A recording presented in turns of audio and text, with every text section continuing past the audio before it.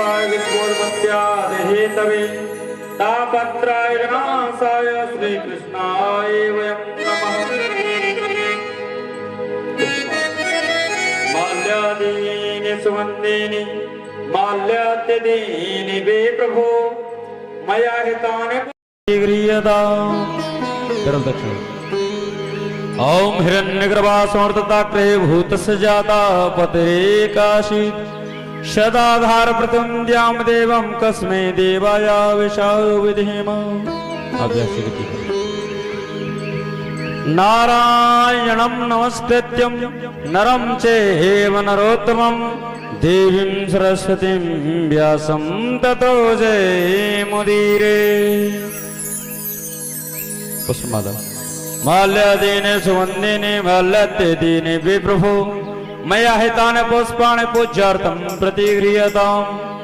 दक्षिण अर्पण समर्पयामि नमो नमः। आप सभी क्या ठीक है।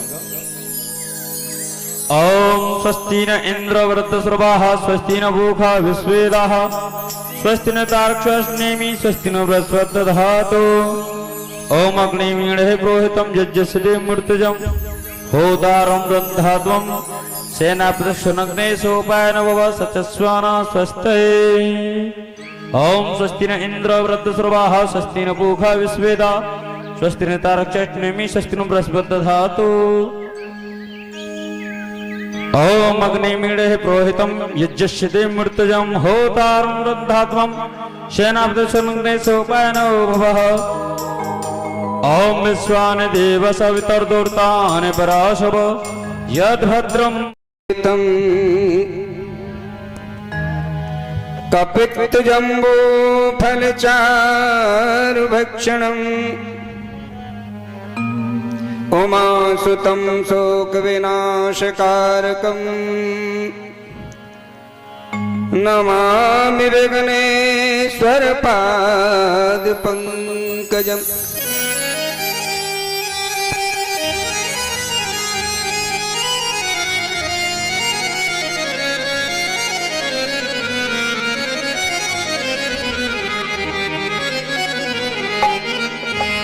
समुखस्य कदन्तस्य कपिलो गजगणक लंबोदरष्टविक्टो विघ्नाशनो विनायक।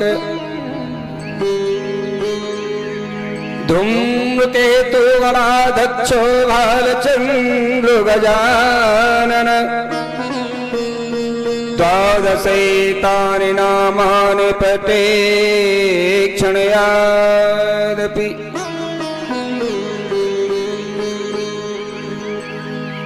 वक्रतुण्ड महाकाय सूर्यकोटि समप्रभ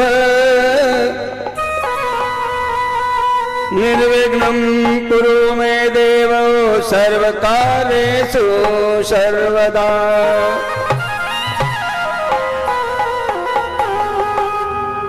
गुरुर्ब्रह्मा गुरुर्विष्णु गुरुर्देवो महेश्वर गुरुर्साक्षात् परब्रह्म तस्मै श्री गुरुवे नमः। अज्ञानतिमिरान्धस्य ज्ञानाञ्जनशलाकया चक्षुर्मीलितं येन तस्मै श्री गुरुवे नमः।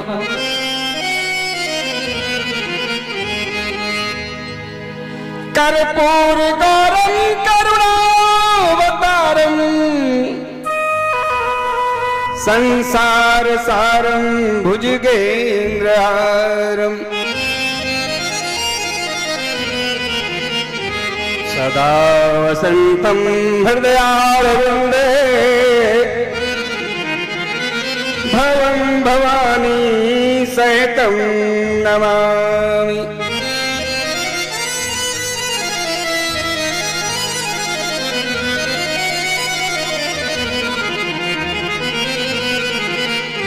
कृष्णं नारायणं वन्दे कृष्णं वन्दे ब्रजप्रियम्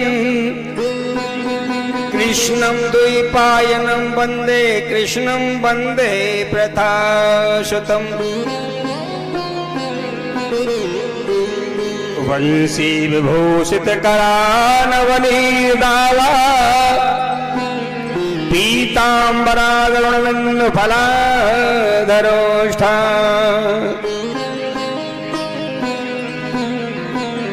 पूर्णेन सुन्दर मुखादरविन्द नेत्रा कृष्णाति परं किमपि तत्त्वमयं न जाने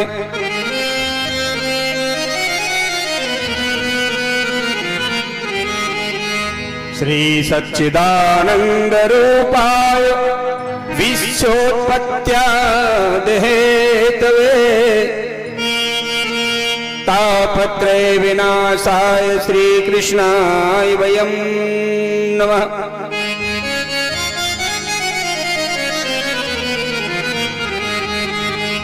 यं प्रवर्जन्तुमनुपेतं पेतकृत्यम् द्वैपायनो विरह कातर आजुहा पुत्रेति तन्मतया तर्वो विनेदु इस्तम् सर्पभूत हृदयं मुनिमानतो अस्मि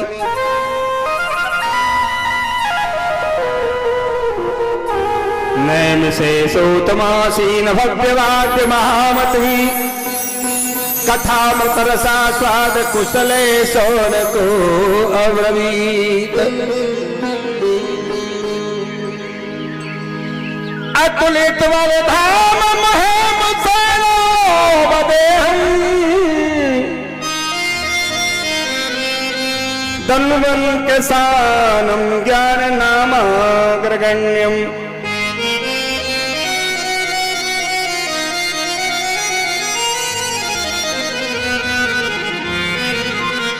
सकल गुण निधानम बानराणामधीशम रघुपति प्रिय भक्तं वात जातं नमामि रघुपति प्रिय भक्तं वात जातं नमामि। बोल श्रीमद्भागवत महापुराण की जय जय श्री राधे। श्री आरतीभ्याम भागवत जी की आरती। राधे। सही भक्तगण आरती के लिए खड़े हो जाएं अपने अपने स्थान पर। आइएगा श्री ठाकुर जी के चरणों में चलते हैं आरती वंदन करते हुए। ओम चंद्रमा मनसो जातचक्षु सूर्यो अजायत श्रोत्राद्वयस्य प्राणस्य मुखार्दग्निर्जायत।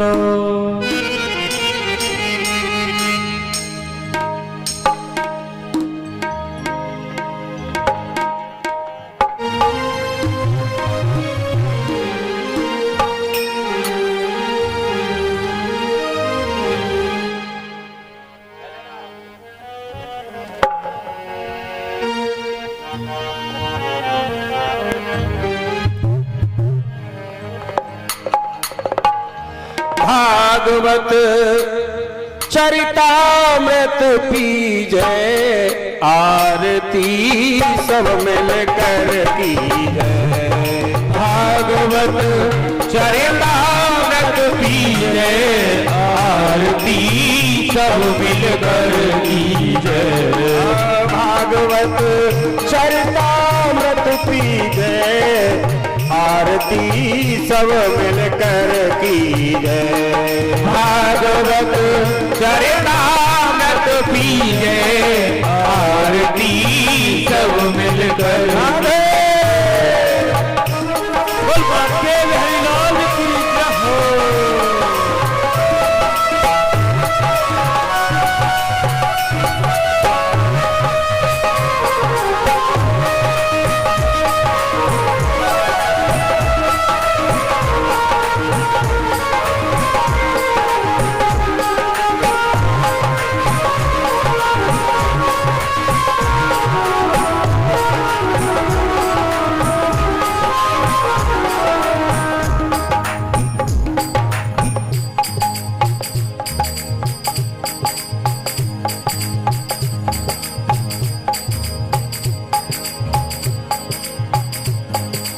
दया के सागर है यदुचंद, दया के सागर है यदुचंद। ओ कहे पद नैतिक पद अरविंद, कहे पद नैतिक पद अरविंद। ओ बहे रस कहे सुधा के अंग, वहे रस कहे सुधा के अंग।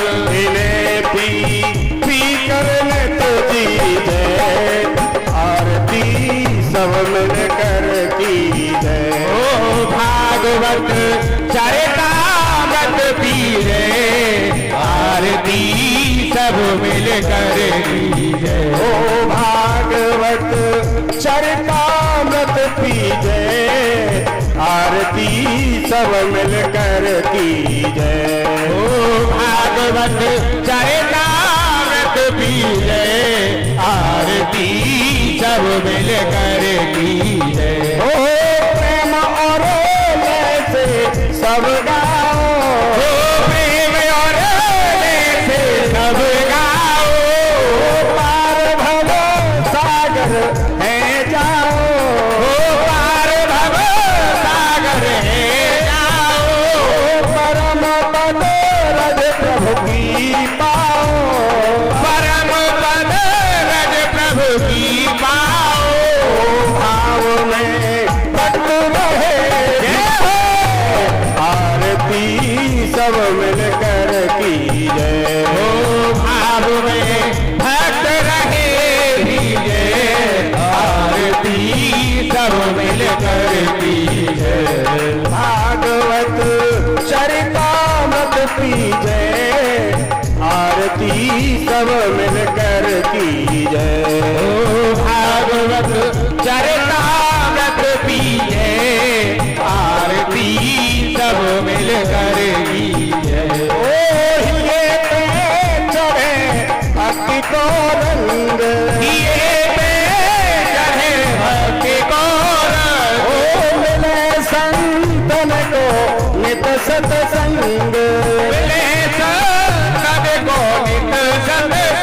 ओ याद सब करे कृष्ण हित अंग, याद सब करे कृष्ण हित अंग। और कृष्ण को कीर्तन नित की जय, आरती सब मिल कर की जय। ओ कृष्ण को कीर्तन नित की जय, आरती सब मिल कर की जय। ओ भागवत चरितामृत पी जय, आरती सब मिल कर की जय। भागवत चरितामृत पीजे, आरती सब मिल कर की जय। ओ भागवत चरितामृत पी जय, आरती सब मिल कर की जय। ओ भागवत चरितामृत पीजे, आरती सब मिल कर की जय। ओ भागवत चरितामृत पी जय, आरती सब मिल कर की जय। भागवत चरितामृत पीजे, आरती सब मिल कर की जय। ओ भाव में भक्त रहे भी जय, आरती सब मिल कर की जय। भाव में भक्त रहे भीजे, आरती सब मिल कर की जय। ओ भागवत चरितामृत पी जय, आरती सब मिल कर की जय। भागवत चरितामृत पीजे, आरती सब मिल कर की जय। ओ भागवत चरितामृत पी जय, आरती सब मिल कर की जय। भागवत चरितामृत पीजे, आरती सब मिल कर की जय। बोल श्रीमद् भागवत महापुराण की जय। जय जय श्री राधे। ओम गंगा चैव यमुना चैव गोदावरी सरस्वती नर्मदा सिंधु कावेरी जल सन्निधो कुरु।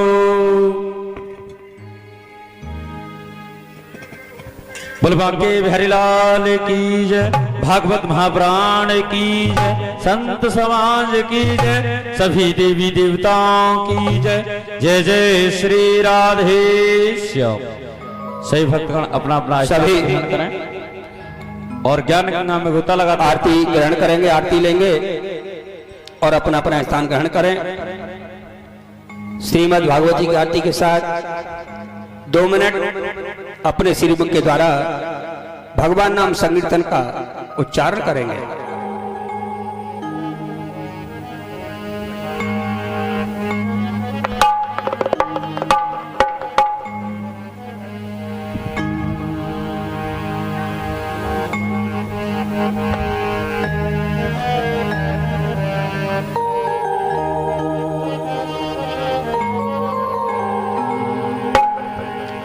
श्री कृष्ण गोविंद हरे मुरारी, हे नाथ नारायण वासुदेवा।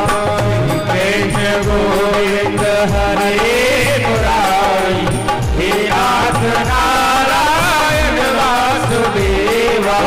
श्री कृष्ण गोविंद हरे मुरारी, हे नाथ नारायण वासुदेवा। श्री कृष्ण गोविंद हरे मुरारी, हे नाथ नारायण वासुदेवा।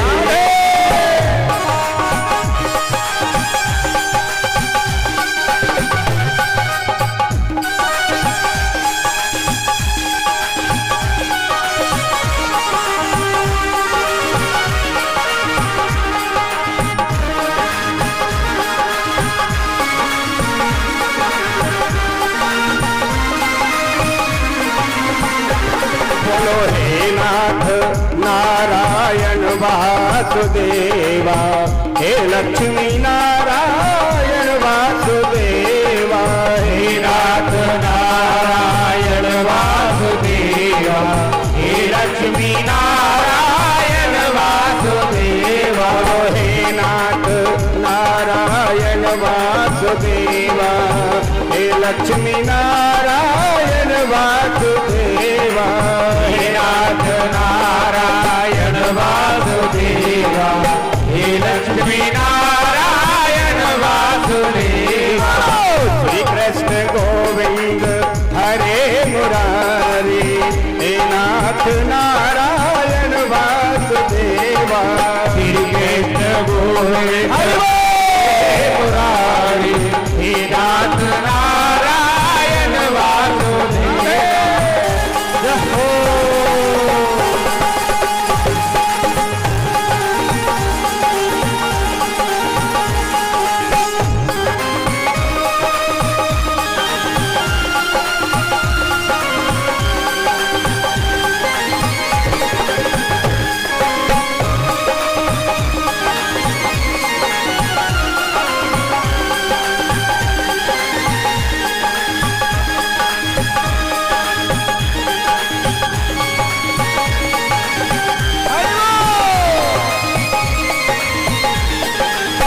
कृष्ण गोविंद हरे मुरारी, हे नाथ नारायण वासुदेवा।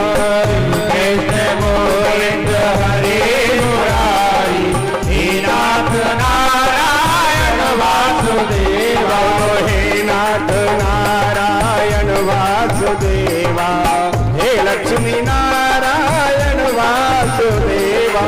हे नाथ नारायण वासुदेवा, हे लक्ष्मी नारायण वासुदेवा। बोलो हे नाथ नारायण वासुदेवा, हे लक्ष्मी नारायण वासुदेवा। हे नाथ नारायण वासुदेवा, हे लक्ष्मी नारायण वासुदेवा। बोलो श्री कृष्ण गोविंद हरे मुरारी, हे नाथ नारायण वासुदेवा। श्री कृष्ण गोविंद हरे मुरारी, हे नाथ नारायण वासुदेवा। बोलो श्री कृष्ण गोविंद हरे मुरारी, हे नाथ नारायण वासुदेवा। कृष्ण गोविंद हरे मुरारी, हे नाथ नारायण वासुदेवा। श्री कृष्ण गोविंद हरे मुरारी, हे नाथ नारायण वासुदेवा। गोविंद हरे मुरारी, हे नाथ नारायण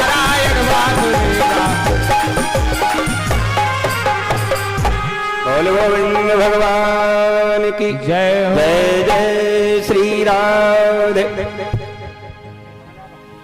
इसी के साथ रसमालयम, हमारा हृदय भगवान के चरणों की ओर बढ़ता है, भगवत चरण की ओर बढ़ता है, भगवत शरण की ओर बढ़ता है। हम पर श्रीमद् भागवत महारानी की असीम कृपा, असीम कृपा है, जो हमारा हृदय, हमारा मन भगवान के चरणों की ओर बढ़ता है। जा पर कृपा राम की होई, ता पर कृपा करें सब कोई।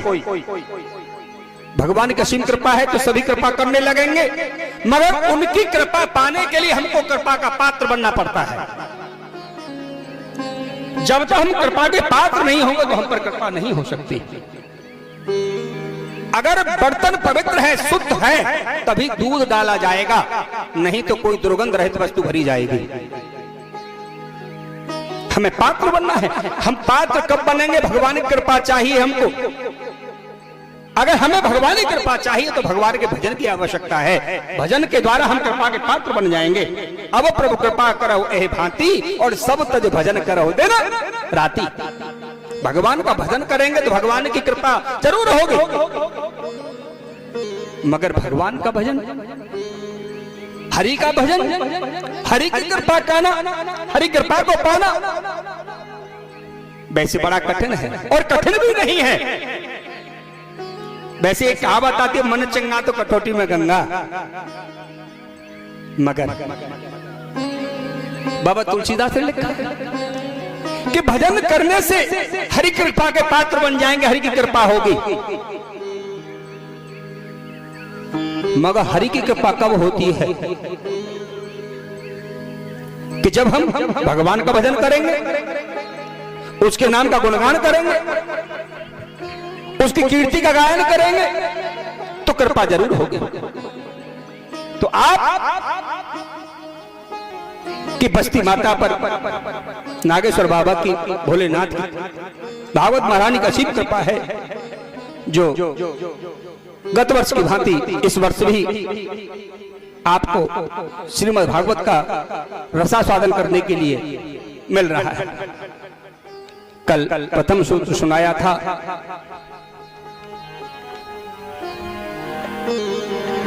श्री सच्चिदानंद रूपाय विश्वोत्पत्त्यादि हेतवे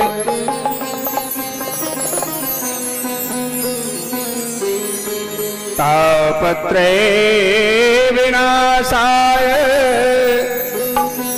श्री कृष्णाय वयं नमः। श्री सतचित आनंद के स्वरूप विश्व की उत्पत्ति करने वाले, तीनों प्रकार के तापों का विनाश करने वाले हे श्री कृष्ण भगवान, मैं आपके चरणों में प्रणाम करता हूं। इसी के साथ हम और आप सभी मिलकर के उन भगवान श्री कृष्ण के चरणों में प्रणाम करते हैं। बोल श्री कृष्ण कन्हैया लाल की।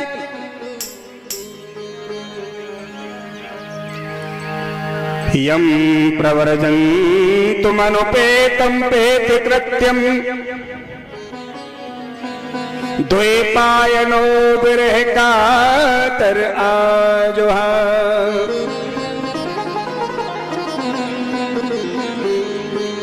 पुत्रेति तन्मतया पर्वो विनेदु इष्टम् सर्वभूत हृदयं मुनिमानतो अस्मि।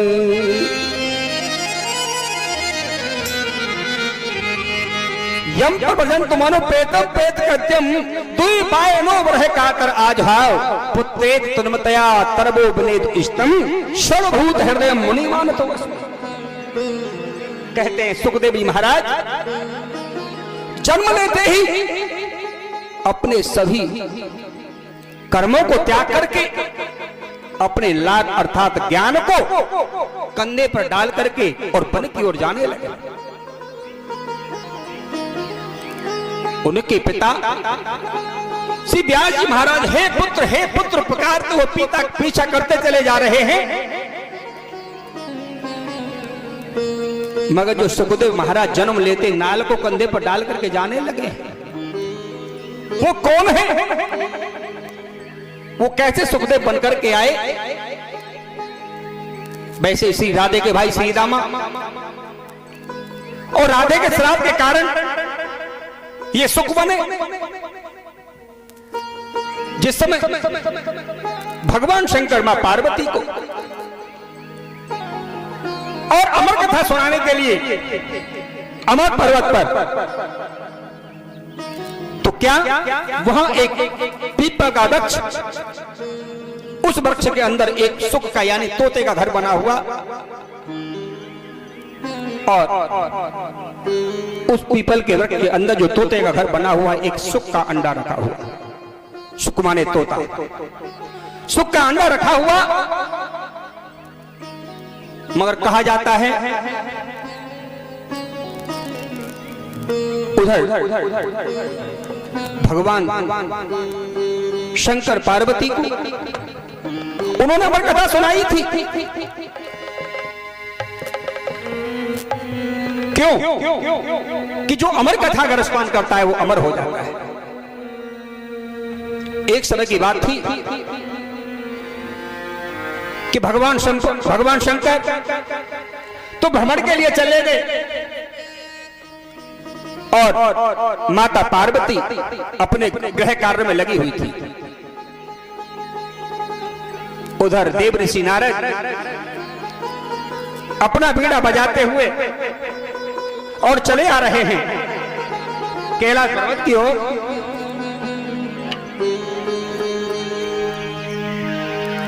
श्रीमन नारायण नारायण नारायण नारायण नारायण नारायण श्रीमन नारायण नारायण नारायण श्रीमन नारायण नारायण नारायण श्रीमन नारायण नारायण नारायण श्रीमन नारायण नारायण नारायण श्रीमन नारायण नारायण नारायण श्रीमन नारायण नारायण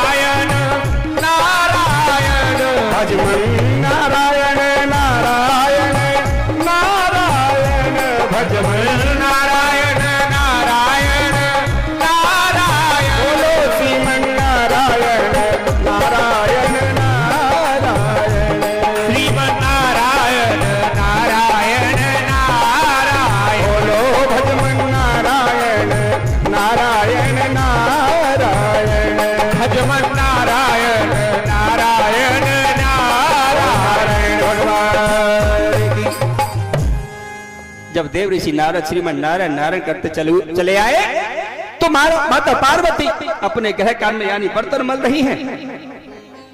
नारद जी ने आकर के कहा माता प्रणाम हो।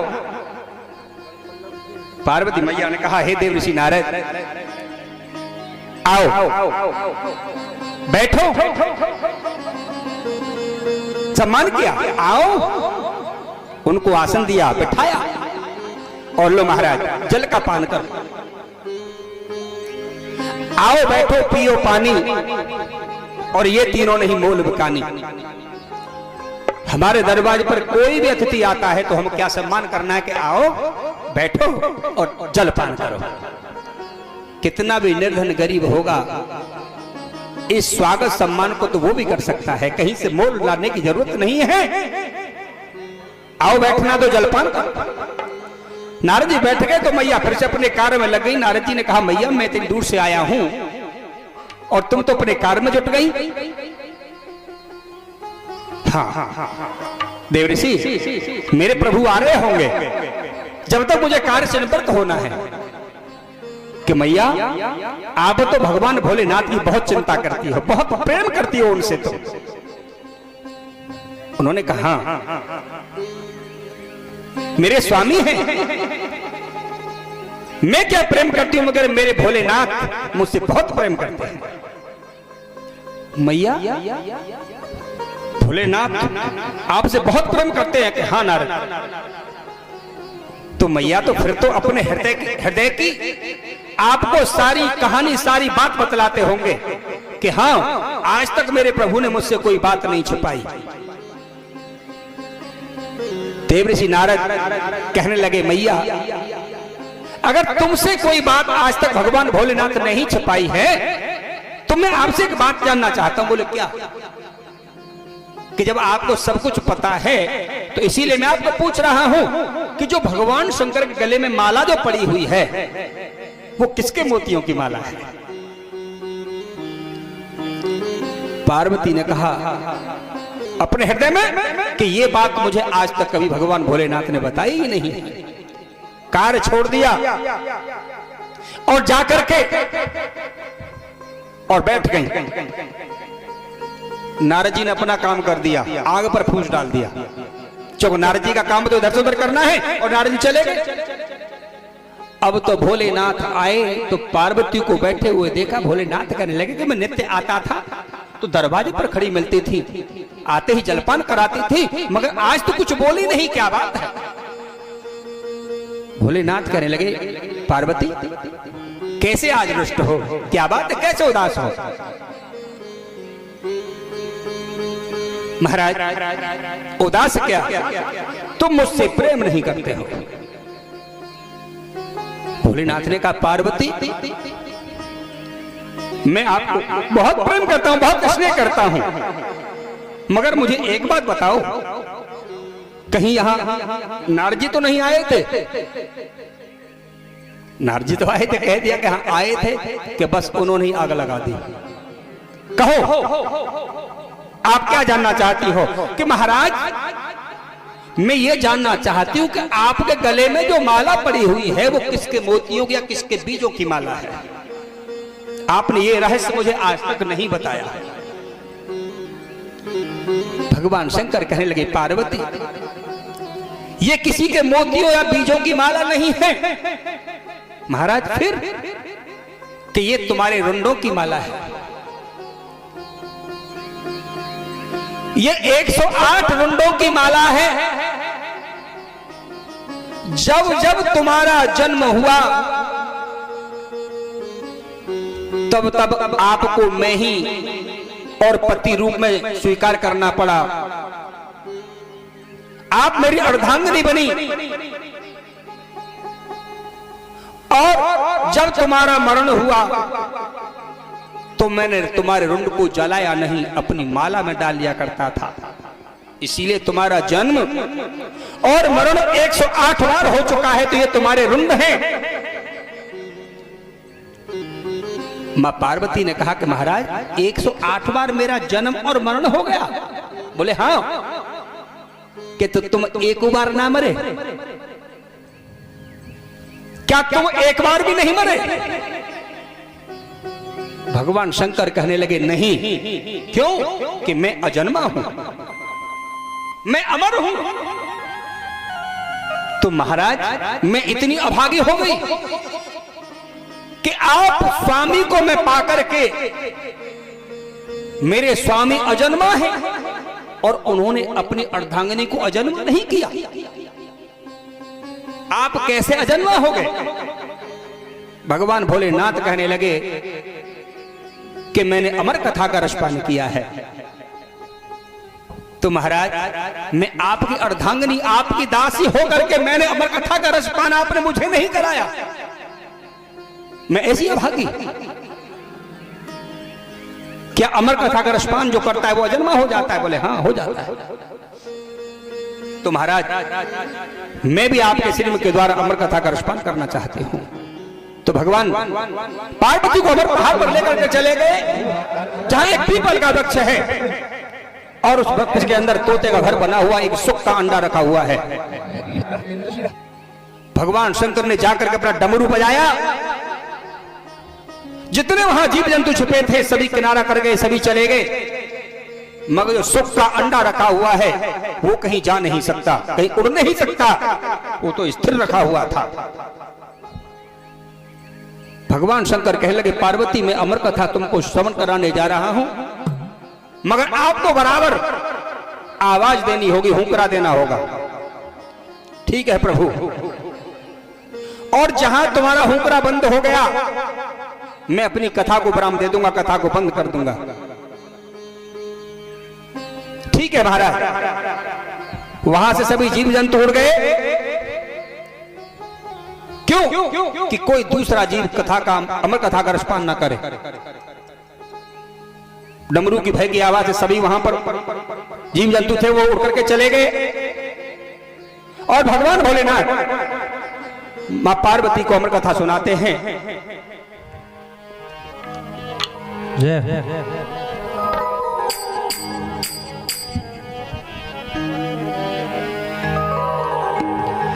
ओ कथा सुना में महादेव उमा के पड़ गए सोता।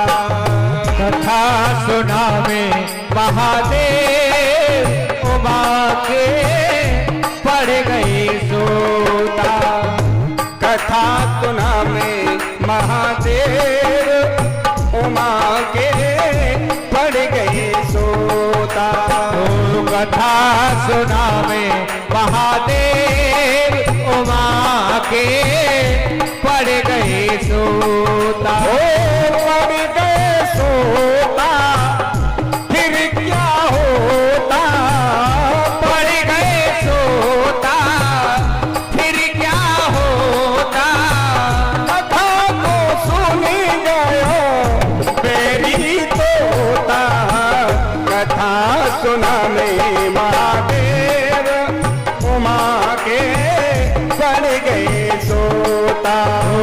कथा सुना में महादेव उमा के पड़ गए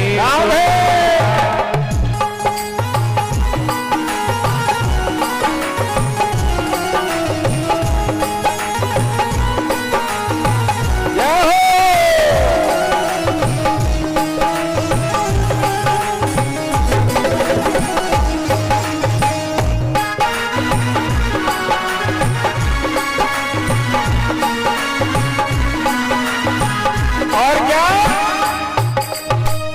कथा को सुनते सुनते देखो उमा वहीं पर सोई हो। कथा को सुनते सुनते देखो उमा वहीं पर सोई हो। पूरी सुनी तो थाने देत हूँ करा वही हो। पूरी कथा सुनी तो थाने देत हूँ करा वही हो। सुनी तो थाने देत हूँ करा वही हो। पूरी कथा सुनी तो थाने देत हूँ करा वही हो। है होशियार हंसे और रोता है। होशियार हंसे और रोता। कथा तो सुनी गयो मेरी तो। कथा सुना में महादेव उमा के पड़ गए सोता। कथा सुना में महादेव उमा के पड़ गए।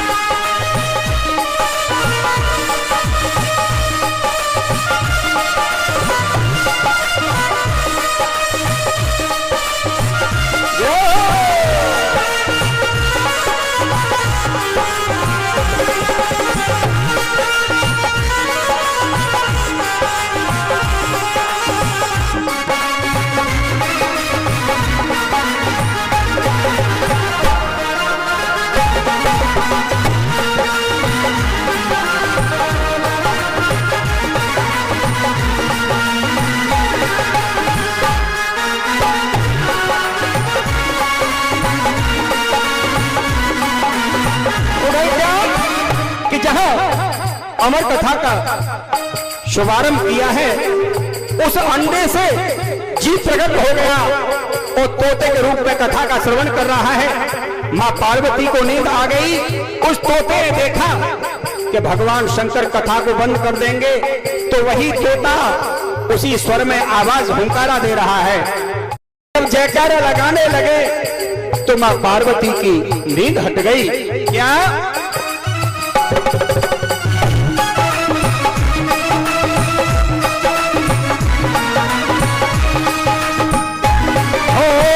नींद से जागी गौरा मैया, एकदम आंखें खोली हो। नींद से जागी गौरा मैया, एकदम आंखें खोली हो। पूरी कथा सुनी ना हमने महादेव से बोली हो। पूरी कथा सुनी ना हमने महादेव से बोली हो। इतना समय हो गया थोड़ा, इतना समय व्यर्थ गया टूटा। अधवर से आगे क्या होता, कथा तो सुना में महादेव हो माँ के बढ़ गए सोना। कथा सुना में महादेव ओ माँ के पड़ गए। राधे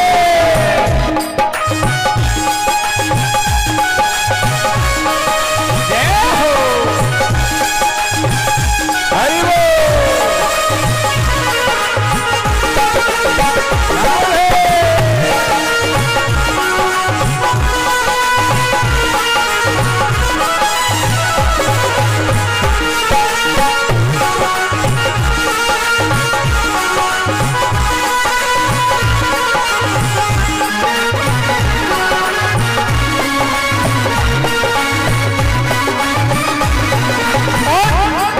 जब भोलेनाथ ने देखा कि पार्वती कह रही है कि मैंने अधवर से कथा को नहीं सुना, तो यहाँ कोई जीव छुपा हुआ है, भगवान क्रोधित हो गए।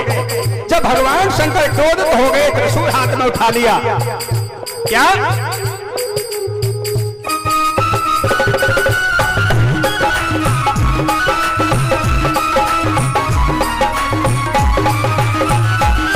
क्रोधित हो गए भोले शंकर, हाथ त्रिशूल उठाया हो। क्रोधित हो गए भोले शंकर, हाथ त्रिशूल उठायो। किसने कोई जीव यहाँ घुस आयो हो। दियो हुकरा, किसने कोई जीव यहाँ घुस आयो। देख त्रिशूल होगा फिर तोता, देख त्रिशूल उड़ा फिर तोता। उड़ते उड़ते धीरज खोता। कथा तो सुना में महादेव माँ के बढ़ गए सोता। कथा सुना में महादेव उमा के पड़ गए ढाले।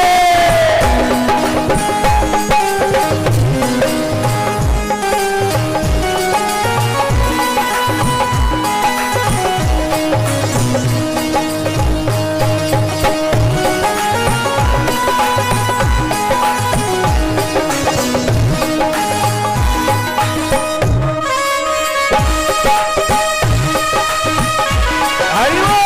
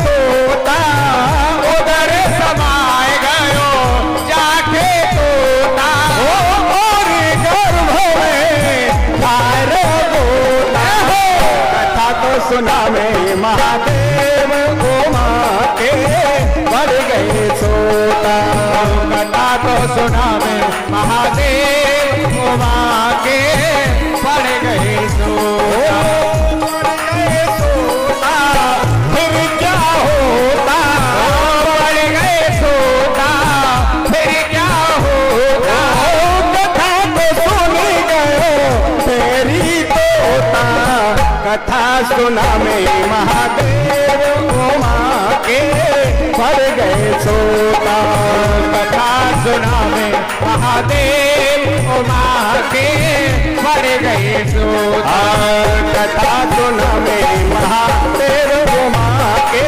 बढ़ गए सोता कथा सुना में महादेव उमा के बढ़ गए सोता कथा सुना में महादेव उमा के बढ़ गए सोता कथा सुना में महादेव उमा के बढ़ गए सोता। बोल वृंदावन बिहारी लाल की जय हो। आज कहते हैं वो तोता उड़ान भर करके और व्यास जी महाराज के ग्रह की ओर आया। भगवान शंकर पीछा कर रहे हैं। उस तोते ने देखा भगवान शंकर मेरा पीछा कर रहे हैं, मुझको ये छोड़ेगी नहीं। देखा कि जैसे अरुणी देवी को जमाई आई और मुख में होते ही उदर में समा गए। जमाई बंद होने पर मुख बंद हो गया। व्यास जी महाराज दरवाजे पर देख रहे हैं कि भगवान शंकर आकर के खड़े हो गए, क्रोधित है। भगवान शंकर ने कहा व्यास जी तुम्हारे ग्रह के अंदर मेरा शत्रु प्रवेश कर गया है और मेरे शत्रु को अपने ग्रह से बाहर निकालो। व्यास जी महाराज कहने लगे महाराज आप तो आशुतोष हैं, ना आपको अपने मान अपमान का कोई ध्यान नहीं है, मगर आप क्रोधित हैं और कैसे तुम्हारा शत्रु हो गया। तब उन्होंने बताया कि मैं अमर पहाड़ पर पार्वती को अमर कथा सुना रहा था और इस तोते ने छिप करके कथा को श्रवण किया है और आकर के तुम्हारे ग्रह में प्रवेश कर गया है, वो मेरा शत्रु है। व्यास जी कहने लगे महाराज हे भोलेनाथ कि मां पार्वती को आप अमर कथा सुना रहे थे कि हाँ महाराज अमर कथा सुनने से क्या होता है। तो बताया कि जो अमर कथा का रसपान करता है वो अजन्मा होता है, अमर हो जाता है। तो महाराज क्या उस तोते ने छिप करके कथा को सुना है? बोले हाँ इसीलिए तो मेरा शत्रु है।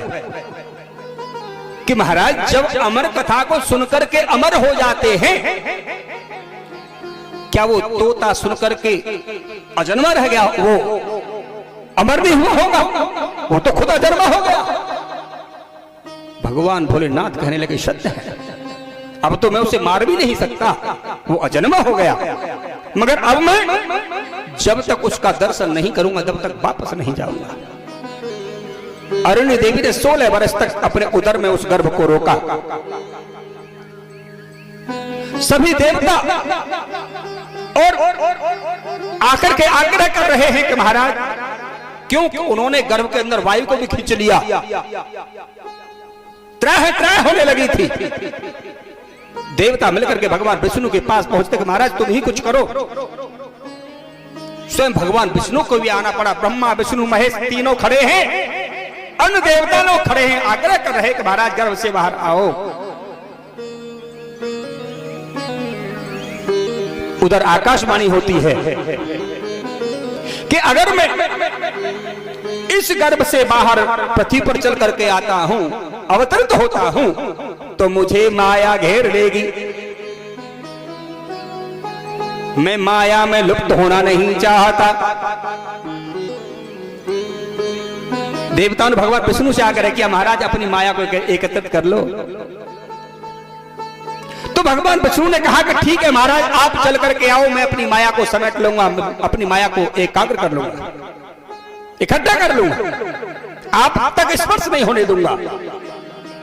ठीक है, जब भगवान विष्णु ने अपनी माया को समेट लिया तो आज सुखदेवी महाराज अवतरित होते हैं।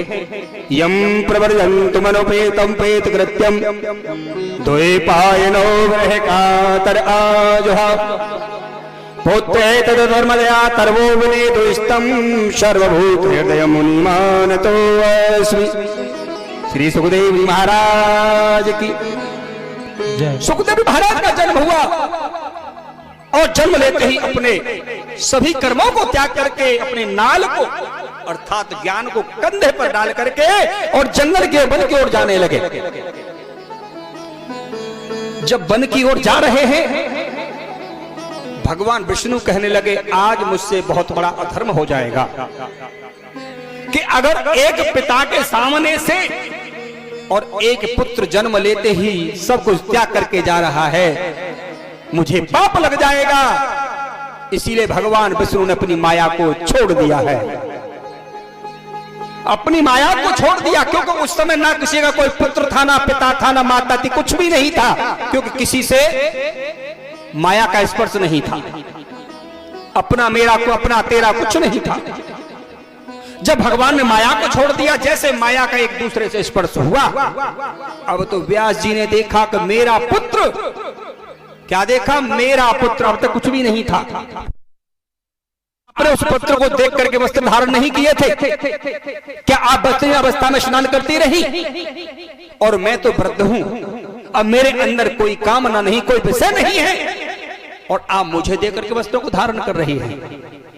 उन्होंने कहा महाराज वो एक कोरा कागज, बाल्यावस्था कैसी होती है, एक कोरा कागज जो लिख देते हैं वो साफ साफ नजर आता है। जैसा हम बच्चे को सिखाते हैं वही सीख जाता है। मगर आप तो अनुभवी हैं। जिसने कभी रसगुल्ला नहीं खाया हो क्या वो स्वाद बता सकता है कैसा होता है, खट्टा या मीठा? कब बताएगा कि जब वो खाएगा। कहा कि उन्होंने तुमने ग्रस्त होगा है, उम्र आपकी वृद्धावस्था की हो रहा है मगर आपको इस तरह का ज्ञान है, इसलिए हम आपको वस्त्र देख करके वस्त्रों को धारण कर रहे हैं। मगर कह दिया कि इस मार्ग से पुत्र गया है। आगे चलते हुए चले जा रहे हैं। सुखदेव जी कहने लगे कि राजन, जो भागवतामृत में बतलाया है कि जब चल करके और सुखदेव जी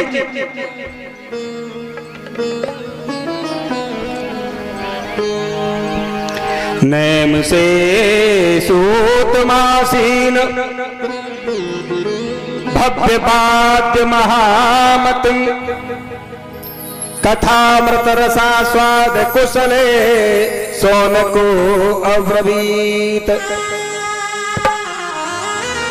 जब चल करके और नैमिसारण क्षेत्र में पहुंचे तो वहां 28,000 ऋषिगणों का समूह एकत्रित था। 28,000 ऋषिगण विराजमान हैं, बैठे हुए हैं। उधर उन्होंने ऋषियों ने जब आते हुए और सुखदेव जी को देखा तो साष्टांग दंडवत प्रणाम किया। क्यों? कि करोड़ों सूर्यों के समान प्रकाशमान है।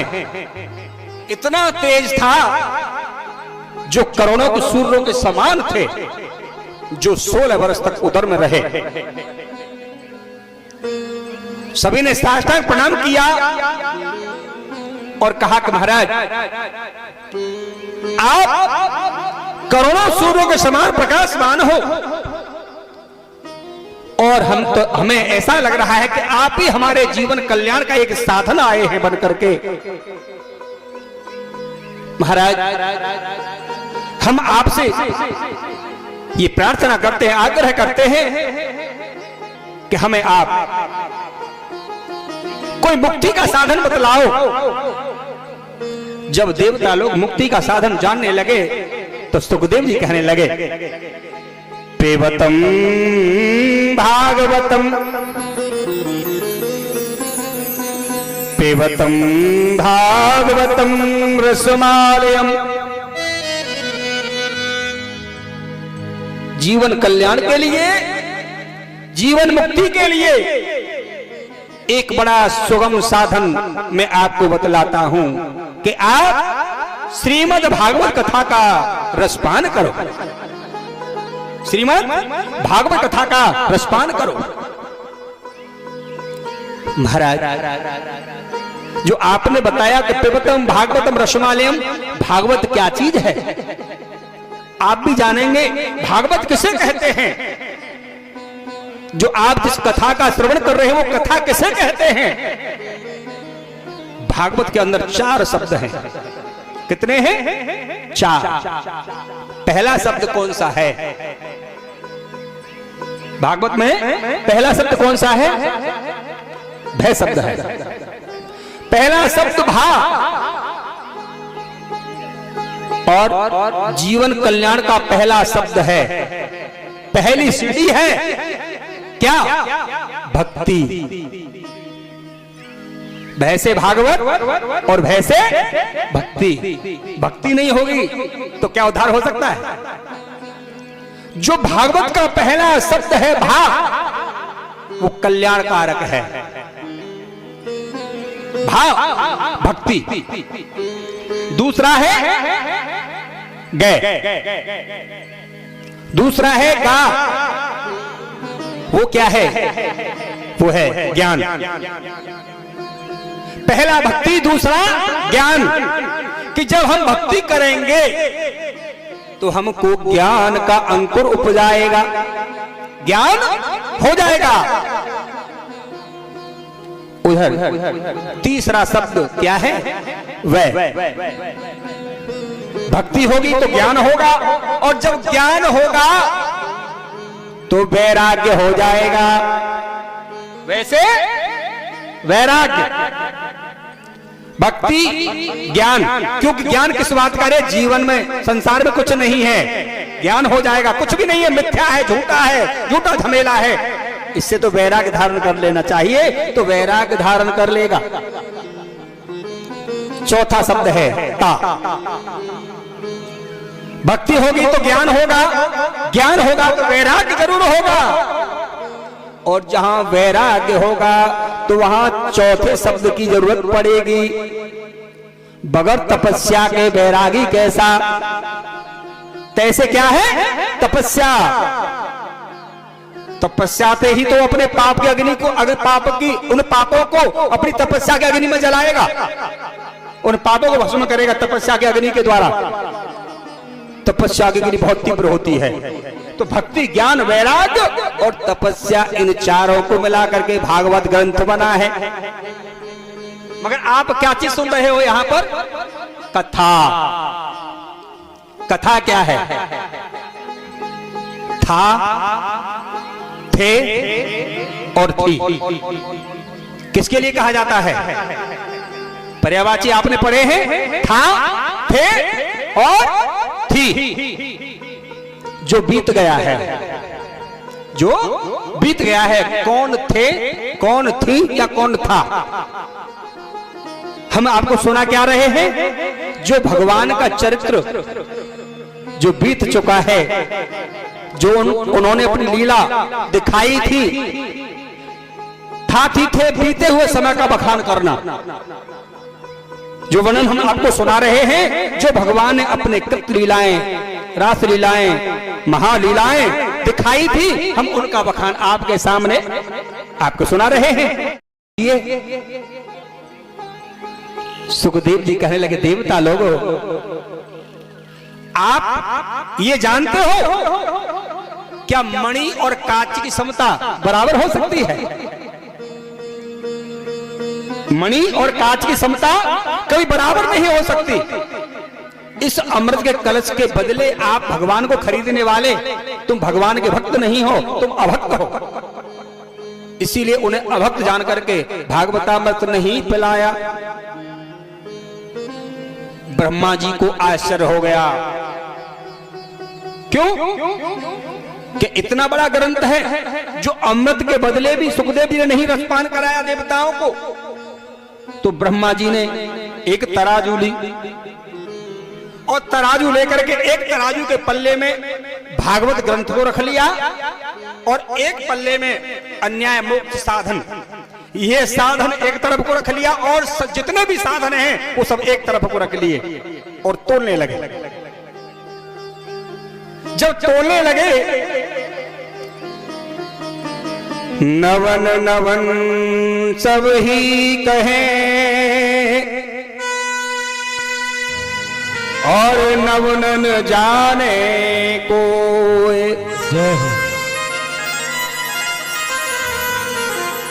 नवन नवन सब ही कहे और नवनन जाने को,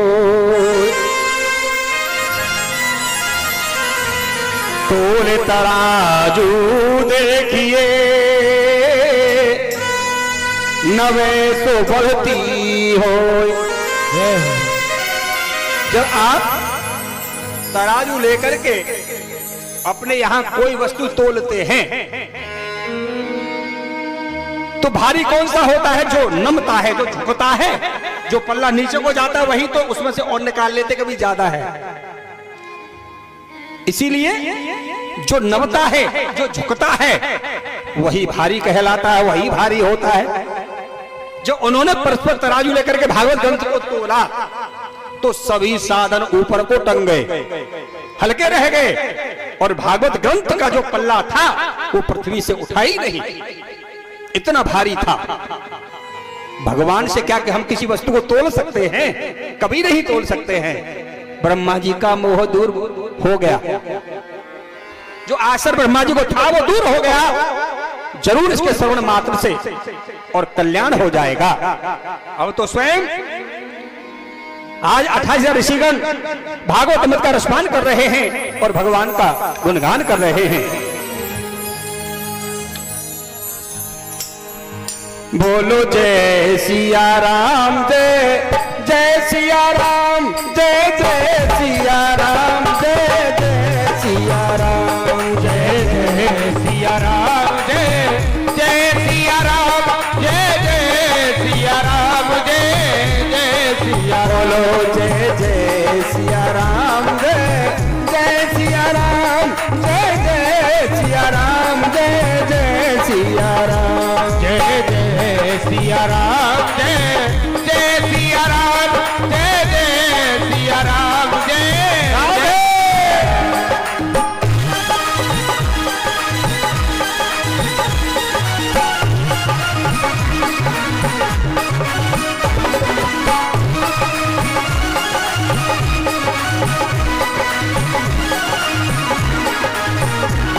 राधे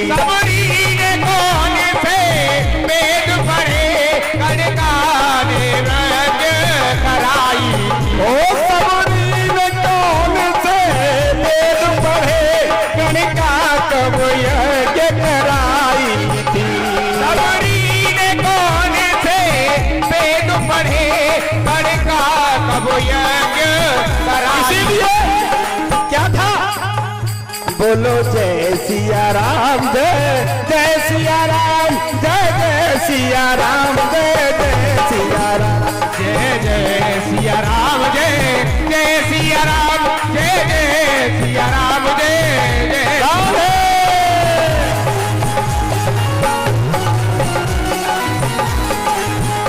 जय हो।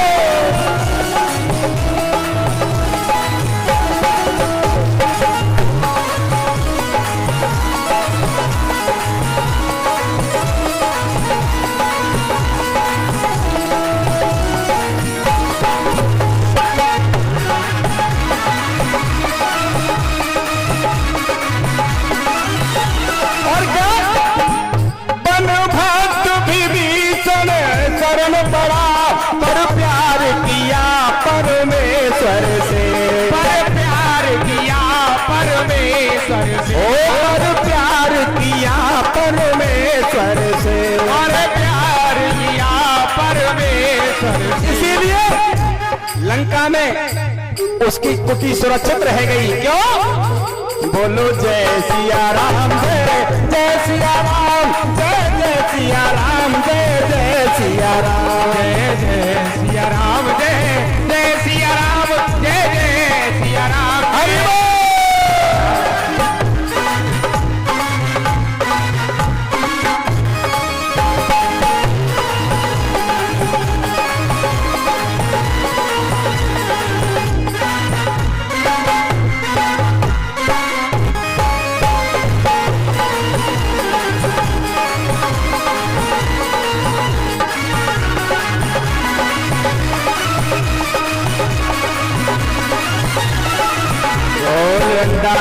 हरि लाल की जय हो। आज ब्रह्मा जी का आश्चर्य फीका पड़ गया और सनकादिक ऋषियों के द्वारा जब नारद जी को ऐसा पता लगा कि एक भागवत ग्रंथ का श्रवण करने से और मोक्ष हो जाता है, कल्याण हो जाता है, जीवन का उद्धार हो जाता है, तो देव ऋषि नारद जी ने अपना बीड़ा उठाया कि अब मुझे भ्रमण के लिए जाना चाहिए, मुझे देखना कि कहां पर श्रीमद् भागवत ग्रंथ का श्रवण किया जा रहा है, कहां पर भक्ति को दर्शन हो रहा है। नारद जी ने अपना बीड़ा उठाया और श्रीमन नारायण नारायण करते हुए और चलने लगे। बीड़ा बजाते चले जा रहे हैं काशी। पहले काशी जी पहुंच गए, प्रयाग पहुंचे, काशी प्रयाग कुरुक्षेत्र जा पहुंचे, काशी प्रयाग कुरुक्षेत्र रामेश्वर में जा पहुंचे हैं। प्रयाग कुरुक्षेत्र रामेश्वर आदि में भ्रमण करते हुए नारद जी जब वृंदावन की ओर आए तो जहां जहां नारद जी गए वहीं कलेग के द्वारा पृथ्वी को पीड़ित ही पाया गया। कलियुग के द्वारा हर जगह कलियुग का दर्शन हुआ। पाप होते हुए पृथ्वी को पीड़ित पाया। जब देव ऋषि नारद वृंदावन धाम ब्रज में पहुंचे, यमुना के किनारे, तो उन्होंने वहां एक खेद युक्त चमत्कार देखा है। क्या देखा? एक खेद युक्त चमत्कार। कैसा? कि एक युवती बैठी हुई है, एक युवती बैठी है और उस युवती के पास में दो वृद्ध पुरुष पड़े हुए हैं। दो वृद्ध पुरुष बराबर में लेटे हुए हैं। नारद जी ने जब ऐसा देखा तो नारद जी को देख करके और उस युवती ने प्रणाम किया। हे देव ऋषि, हे साधु, प्रणाम हो। आप जानते हैं, ध्यान देने की बात है कि अगर कोई व्यक्ति और मार्ग में जा रहा हो जिससे कोई जान पहचान नहीं हो, आप उस व्यक्ति से राम राम करने लगो, उसके मन में कौन सा ख्याल आएगा? कितना पवित्र है, कितना अच्छा है। चूंकि मुझे क्यों कि अपनी कोई रिश्तेदार आ जाए, अपने कोई परिवार को आ जाए, ताऊ जी राम राम, चाचा जी राम राम, है ना, मामा जी राम राम, फूफा जी राम राम, और कोई अनजान आ जाए, निकल जा, कोई राम राम ना, उसे जानते ही नहीं है। मगर वहां नारद जी ने खेत चमत्कार देखा है कि जिसे मैं कभी देखा नहीं, कभी जाना नहीं, और वो भी स्त्री है। इसने मुझे देखते ही साधु कहकर के प्रणाम कहा है। यहां भक्ति का दर्शन हो रहा है। नहीं कितने तीर्थों में घूम करके आया, कहीं ऐसा नहीं हुआ, मगर यहां मुझे देखते प्रणाम किया है, साधु कहकर के प्रणाम कहा है, संबोधित किया है साधु कहकर के। और उधर देव ऋषि कहने लगे, हे युवती, मैं ये जानना चाहता हूं कि तुम कौन हो, और तुम्हारे पास जो वृद्ध पुरुष पड़े हुए ये कौन है। तब भक्ति महारानी ने कहा, हे देव ऋषि, मेरा नाम भक्ति है, मैं द्रविड़ देश में उत्पन्न हुई थी। द्रविड़ देश में भक्ति का बहुत प्रभाव है। मैं द्रविड़ देश में उत्पन्न हुई थी और कर्नाटक में मेरा पालन पोषण हुआ था। गुजरात में भी बहुत भक्ति है। और कर्नाटक पालन पोषण हुआ, और जब मैं गुजरात में आई तो मुझे गुजरात में आते ही वृद्धावस्था ने घेर लिया। वृद्धावस्था ने घेर लिया, और जब हम गुजरात से चल करके श्री धाम वृंदावन में आए तो मैं तो जवान हो गई हूं, और मगर मेरे पुत्र आज भी अचेत अवस्था में, वृद्धावस्था में पड़े हुए हैं। ये दोनों मेरे पुत्र हैं, मेरा नाम भक्ति है, और ये मेरे दोनों पुत्र हैं ज्ञान और वैराग्य। कौन है? ज्ञान और वैराग्य। ये दोनों यहां तो उधर ये दोनों अचेत हैं वृद्धावस्था में। तो हे देव ऋषि, ये क्या कारण है जो कि माता जवान है और पुत्र दोनों बूढ़े हैं, वृद्ध हैं, और वो भी अचेत पड़े हुए हैं। आप इनको चैतन्य कीजिए। नारद जी कहने लगे, भक्ति, तुम यहां आकर के नवयस्य का बन गई हो, जवान हो गई हो। क्यों? कि यहां तुम्हारे चाहने वाले बहुत हैं, क्योंकि वृंदावन तो राधे राधे हो रही है। इतनी भक्ति है कि रिक्शा वाला है तो राधे राधे, किसी को रास्ता लेनी है तो राधे राधे, तिलक लगा रहा है तो राधे राधे, भोग लगा रहा है तो राधे राधे। इतनी भक्ति है कि वृंदावन की गली गली कूचे कूचे में राधे राधे का स्मरण होता है। क्या?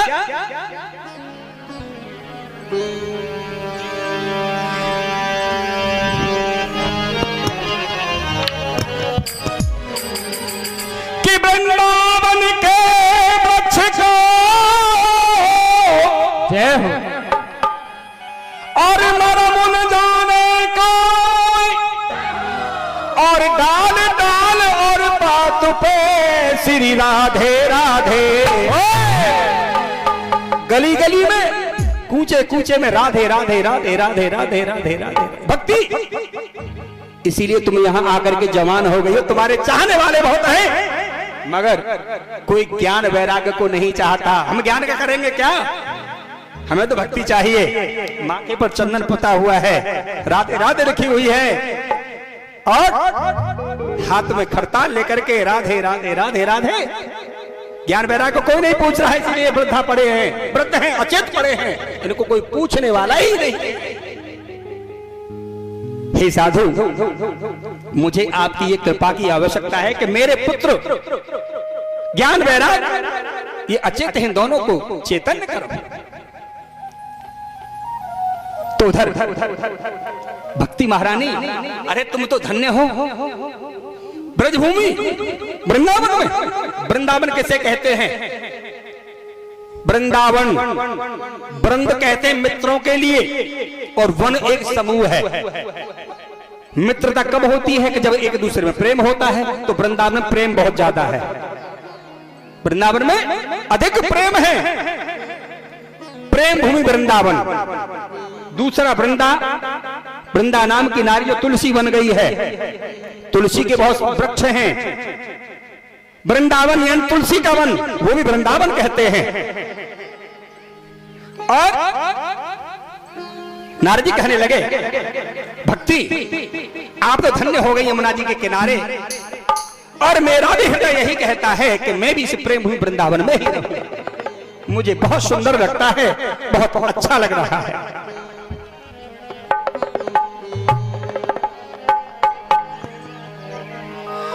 और मन चल रे, जय हो।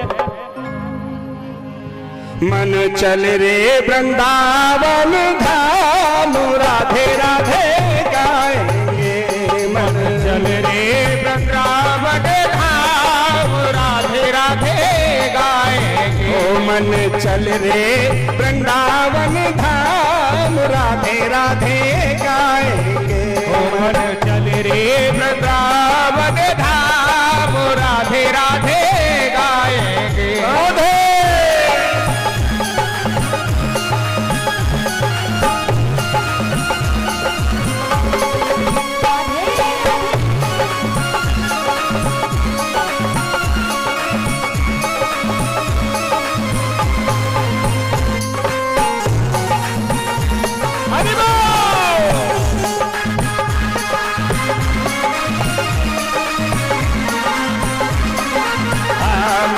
चल रे वृंदावन धाम, राधे राधे गाएंगे।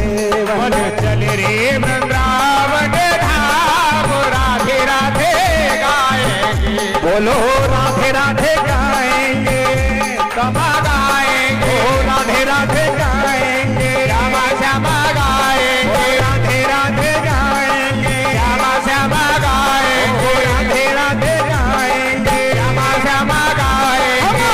रटेंगे आठों याम, राधे राधे गाएंगे। हम रटेंगे आठों याम, राधे राधे गाएंगे।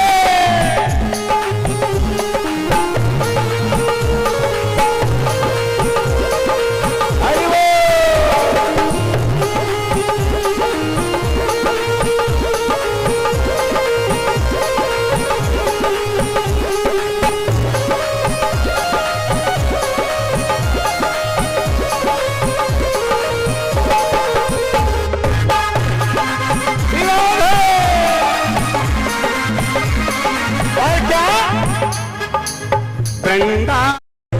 वृंदावन धाम को पास भलो, जहाँ पास बहे यमुना पतरानी। नर नहाय नित्य ध्यान धरे, बैकुंठ मिले तिरकूरज धानी।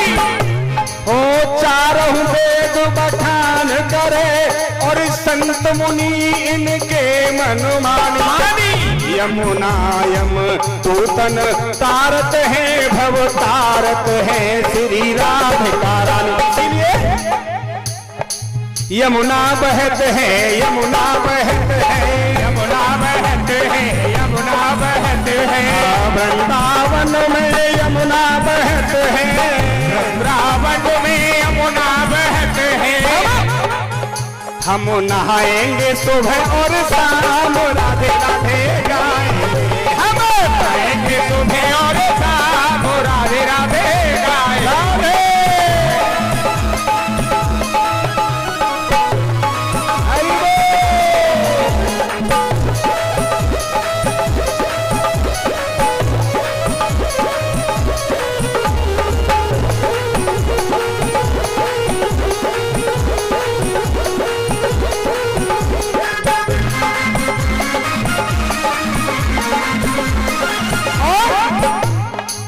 वृंदावन में माँ के बिहारी, वृंदावन में माँ के बिहारी। वृंदावन में माँ के बिहारी, वृंदावन में माँ के बिहारी। और माँ के बिहारी जाकी ऊंची अटारी, माँ के बिहारी अति ऊंची अटारी। वृंदावन में माँ के बिहारी, वृंदावन में माँ के बिहारी। माँ के बिहारी, माँ के बिहारी, माँ के बिहारी, माँ के बिहारी। बोलो माँ के बिहारी, जे माँ के बिहारी, माँ के बिहारी, माँ के बिहारी। वृंदावन में बाके बिहारी, वृंदावन में बाके बिहारी, दर्शन पाएंगे सुबह और शाम, राधे राधे गाएंगे। दर्शन पाएंगे सुबह और शाम, राधे राधे गाएंगे। बोलो मन चले रे वृंदावन धाम, राधे राधे गाएंगे। मन चल रे वृंदावन धाम, राधे राधे गाएंगे। बोलो मन चले रे वृंदावन धाम, राधे राधे गाएंगे। मन चल रे वृंदावन धाम, राधे राधे गाएंगे। बोलो मन चले रे वृंदावन धाम, राधे राधे गाएंगे। मन चल रे वृंदावन धाम, राधे राधे गाएंगे। बोल वृंदावन बिहारी लाल की जय हो। देव ऋषि कह रहे हैं कि भक्ति महारानी वृंदावन धाम निराला धाम है, और मेरा मन कह रहा है कि मैं वृंदावन को छोड़ करके मैं भी नहीं जाऊं, यहीं पर रहूं। हे देव ऋषि, हे साधु, मैं आपसे तो आग्रह करती हूं कि वृंदावन निराला धाम है, मगर आप मेरे पुत्र ज्ञान वैराग्य को चैतन्य करो। तब नारद जी ने कहा, भक्ति, अगर तुम अपने पुत्रों को चैतन्य देखना चाहती हो तो पिबतम भागवतम रसमालयम, एक हरिद्वार निकट आनंद नामक स्थान है, और तुम अपने पुत्र ज्ञान वैराग्य को लेकर के और उस आनंद स्थान पर जाकर के श्रीमद् भागवत कथा का श्रवण करो। भागवत महारानी मोक्षमयी कथा है, कल्याणमयी कथा है, ज्ञानमयी कथा है। आप श्रीमद् भागवत का रसपान करो, तुम्हारे पुत्र ज्ञान वैराग्य चेतन तो क्या धन्य हो जाएंगे, अजन्मा हो जाएंगे। आज देव ऋषि के कहने पर भक्ति महारानी अपने पुत्र ज्ञान वैराग्य को लेकर के हरिद्वार निकट आनंद स्थान पर पहुंच गई, और वहां संत कुमार ऋषियों का आगमन हुआ। संत कुमार ऋषियों का आगमन हुआ, सनक सनंदन संत कुमार, जब उनका पदार्पण हुआ, भक्ति महारानी ने देखा, हे प्रभु, हमें आप श्रीमद् भागवत कथा का रसपान कराएं, हम मेरे पुत्र ज्ञान वैराग्य को आप इस अचेत अवस्था से हटाएं,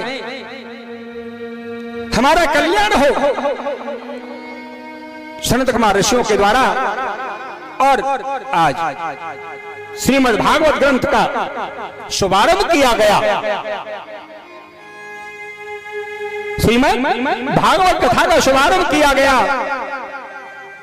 श्री सच्चिदानंद रूपाय विश्वोत्पत्त्यादि हेतवे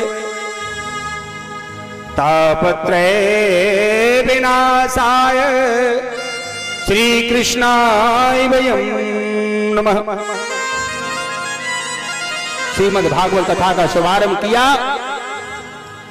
कथा का शुभारंभ होते ही ज्ञान वैराग्य चेतन हो गए और आसन लगा लिया।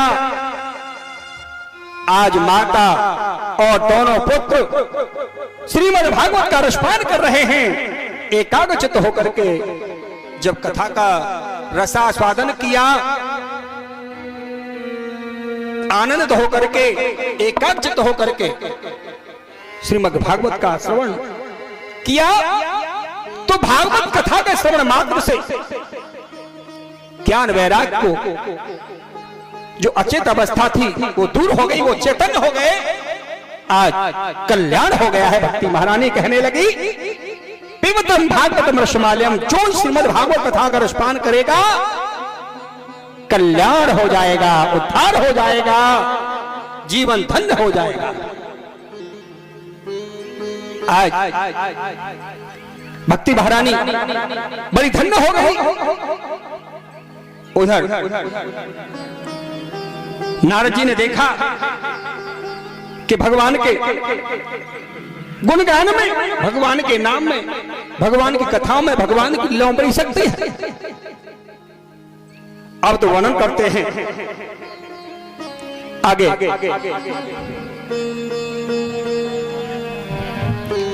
तुंगभद्रा तटे पूर्वं यत् पतन्मुत्तमम्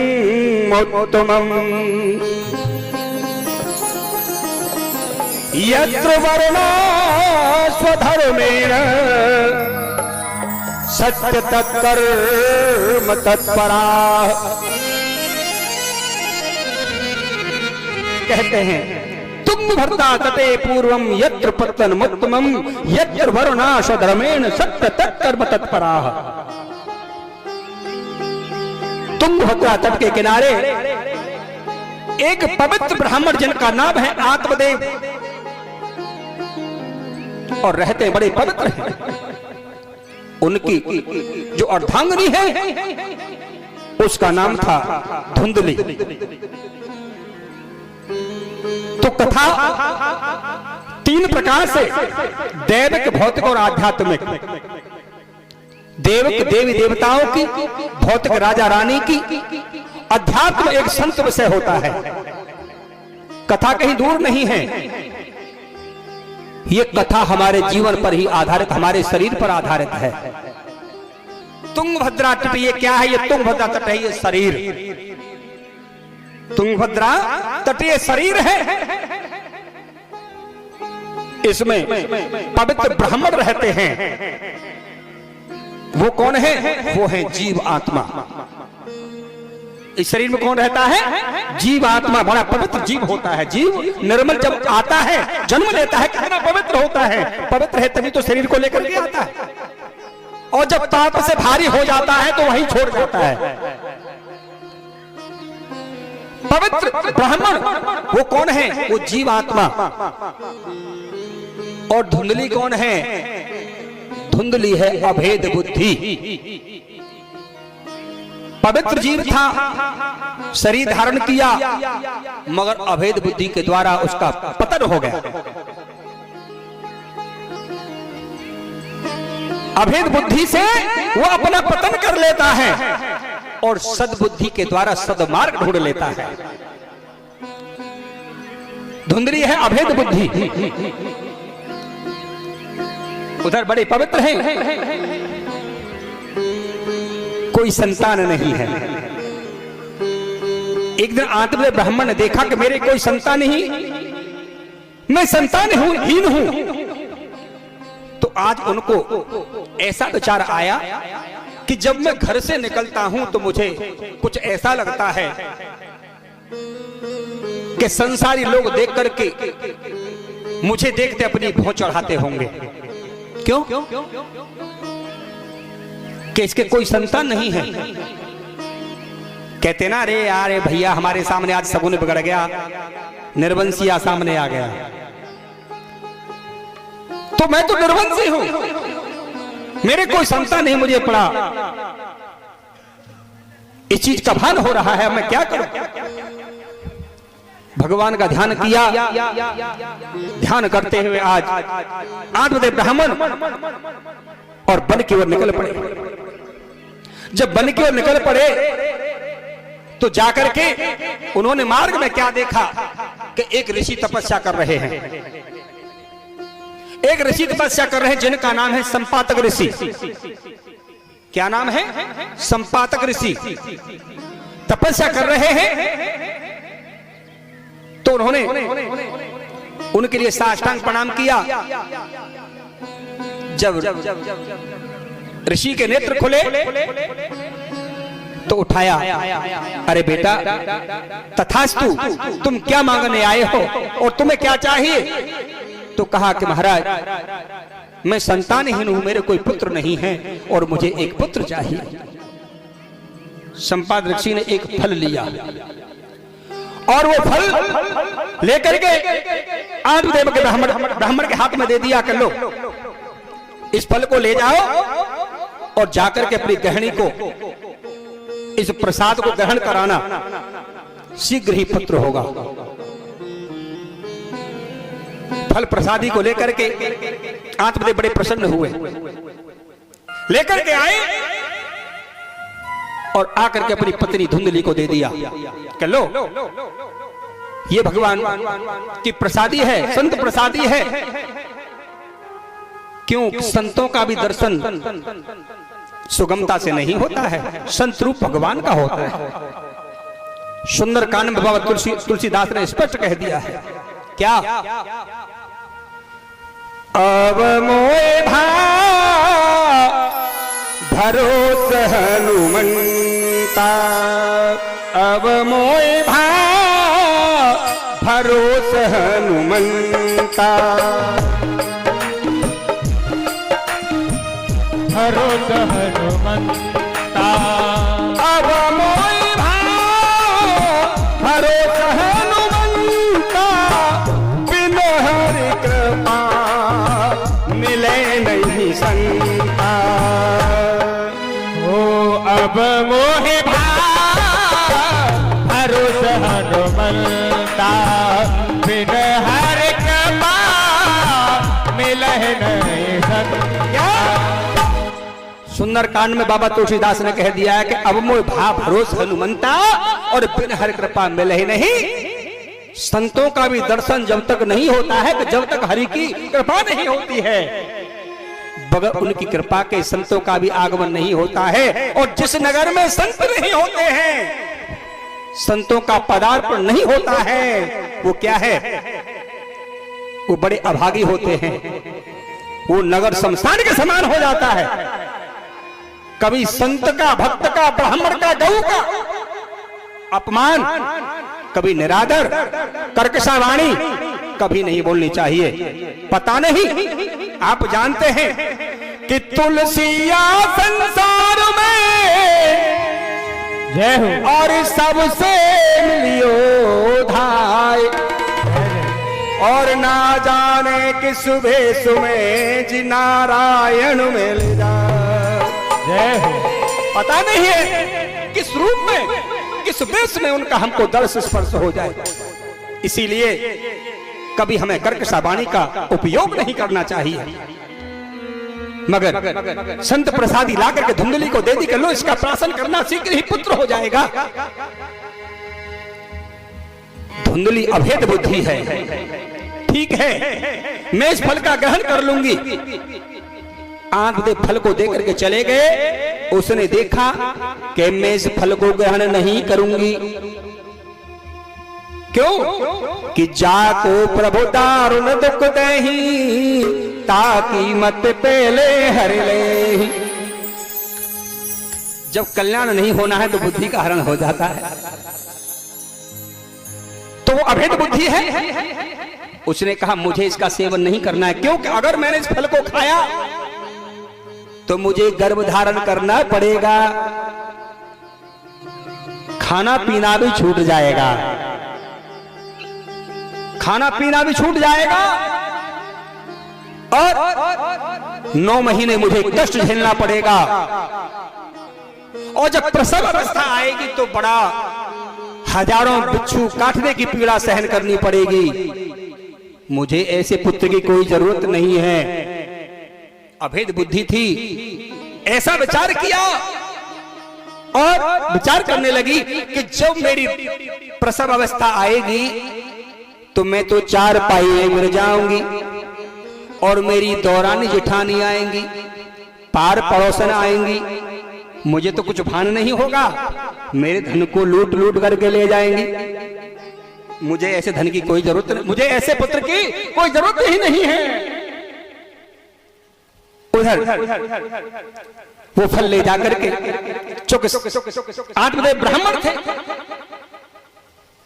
गौ रखते थे, गौ रखते थे, मगर उनका ऐसा भाग्य था कि खुद संतानहीन थे, और जिस गौ माता को अपने पास रखते थे वो भी बंध्या थी, उससे भी कोई संतान नहीं थी। धुंधली ने कहा कि इस फल को मैं अपनी गौ माता को खिला दूं, क्या होगा कि इसकी परीक्षा भी हो जाएगी कि ये सत्य है या असत्य है, और मैं भी फल खाने से बच जाऊंगी। जाके गौ माता को खिला दिया। संत प्रसादी थी, गौ माता ने गर्भ धारण किया और धुंधली ने अपने स्वामी से झूठ बोल दिया कि मैंने फल का प्राशन कर लिया है। पति परमेश्वर होता है। कौन होता है? परमेश्वर। धन्य पति लोग बड़े धन्य हैं को परमेश्वर कहे जाते हैं। मगर ऐसा नहीं, पत्नी भी कौन होती हैं? जब वो परमेश्वर बन जाएंगे तो पत्नी भी लक्ष्मी का स्वरूप होता है। परमेश्वर के साथ तो लक्ष्मी रहती हैं, ये ना समझे कि हम ही परमेश्वर हैं। माता बहना भी लक्ष्मी का स्वरूप होता है। जब देखा कि मैंने फल का प्राशन कर लिया है, बहाना बना लिया, झूठ बोल दिया कि मैं गर्भ धारण किया है, मैं गर्भवती हूं, उनको विश्वास हो गया। आज प्रसन्नता के कारण अपने ध्यान से निवृत्त हो गए, मगर कहा कि आज मैं भगवान का भजन इतना करूंगा कि मैं भगवान के इस भार को दूर करूंगा, क्योंकि मैं भगवान का बहुत बड़ा आभारी हो गया। तो कहने लगे, जपते हैं तेरे नाम की जय हो, और माला कभी कभी जपते हैं तेरे नाम की माला कभी कभी। ओ जपते हैं तेरे नाम की माला कभी कभी। जपते हैं तेरे नाम की माला कभी कभी। ओ जपते हैं तेरे नाम की माला कभी कभी। जपते हैं तेरे नाम की माला कभी कभी। ओ जपते हैं तेरे नाम की माला कभी कभी। जय हो, होती है तेरी भक्तों पर कृपा कभी कभी। होती है तेरी भक्तों पर कृपा कभी कभी। बोलो जपते हैं तेरे नाम की माला कभी कभी। जपते हैं तेरे नाम की माला कभी कभी।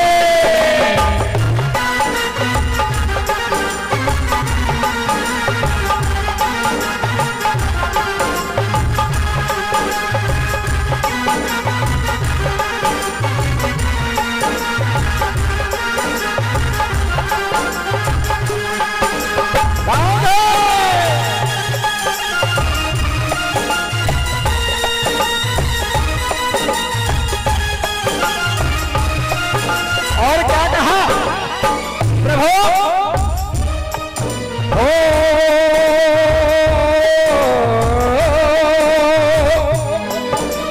मंजिल है बहुत दूर और मुश्किल है रास्ते। मंदिर है बहुत दूर और मुश्किल है रास्ते। मंजिल है बहुत दूर और मुश्किल है रास्ते। क्या दृष्टि दया की दीन पर होती कभी कभी।